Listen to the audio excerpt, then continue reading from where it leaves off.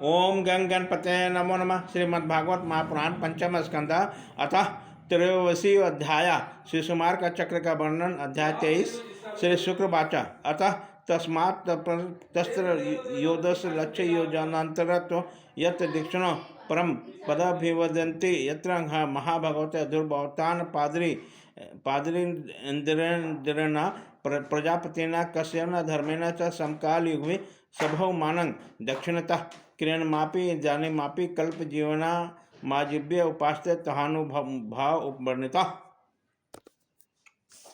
श्री सुखदेव जी कहते हैं, राजन सप्तऋषियों से 13 लाख योजन ऊपर ध्रुवलोक है। इसे भगवान विष्णु का परम पद कहते हैं। यहाँ उत्तान पाद के पुत्र परम भगवत भक्त श्री ध्रुव जी विराजमान है। अग्नि, इंद्र, प्रजापति, कश्यप और धर्म ये सब एक साथ अत्यंत आदरपूर्वक इनकी प्रदक्षिणा करते हैं। अब भी काल पर्यंत तक रहने वाले लोग इन्हीं के आधार पर स्थित होते हैं, अतः इन्हीं के लोक प्रभाव से हम सबसे पहले चौथे स्कंद में वर्णन कर चुके हैं। सदा जागते रहने वाले व्यक्तिगत भगवान काल के द्वारा जो ग्रह, नक्षत्र आदि ज्योतिर्गण निरंतर घुमाए जाते हैं, भगवान दुर्लोक ने इन सबके आधार स्तंभ से नियुक्त किया है। अतः एक ही स्थान पर रहकर सदा प्रकाशित होता है। जिस प्रकार दाएं चलने से अनाज को खोदने वाले पशु छोटी, बड़ी और मध्यम रस्सों में बांधकर क्रमशः निकट, दूर और मध्यम में रहने वाले खंबे के चारों ओर मंडल बांधकर घूमते हैं, उसी प्रकार सारे नक्षत्र ग्रहगण बाहर भीतर के क्रम से इस काल चक्र में नियुक्त होने वाले ध्रुवलोक का ही आश्रय लेकर वायु की प्रेरणा से कल्प के अंत तक घूमने रहते हैं। जिस प्रकार मेघ और बाज आदि पक्षी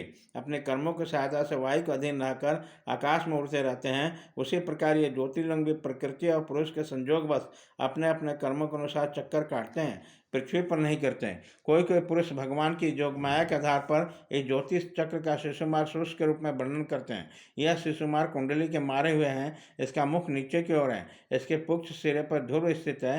पुच्छ के मध्य भाग में प्रजापति, अग्नि, इंद्र और धर्म है। पुच्छ के जड़ में धाता और विधाता है। इसके कटी प्रदेश में सप्तऋषि हैं। यह शिशुमार दाहिनी ओर को सिकोड़कर कुंडली मारे हुए हैं। ऐसे स्थिति में अभिजेत से लेकर पुनः वसंत तक उत्तरायण के 14 नक्षत्र हैं जो उनके दाहिने भाग में हैं, और पुष्पन से उत्तराषाढ़ पर्यंत तक जो दक्षिणायन के 14 नक्षत्र हैं वो बाएं भाग में हैं।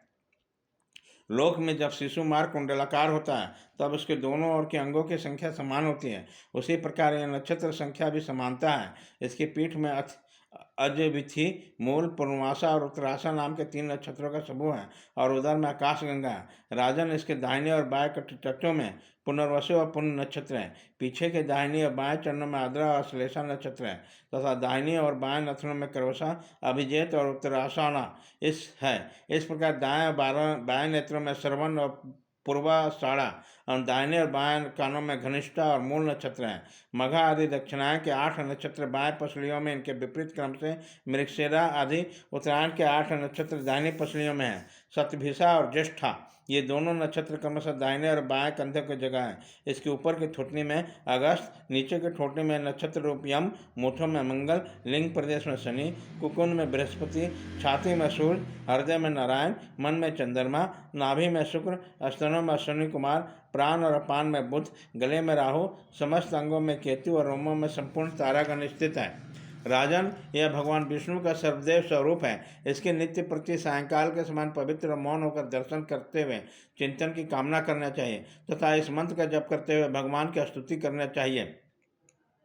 संपूर्ण ज्योतिगणों के आश्रय काल चक्र स्वरूप सर्वाधिदेव धरपति परम पुरुष परमात्मा का हम नमस्कार पूर्वक ध्यान करते हैं। ग्रह, नक्षत्र और ताराओं के रूप में भगवान को अधिदैविक रूप का प्रकाशित हो रहा है। यह तीनों समय उपयुक्त मंत्र का जप करने वाला पुरुषों के पाप को नष्ट कर देता है।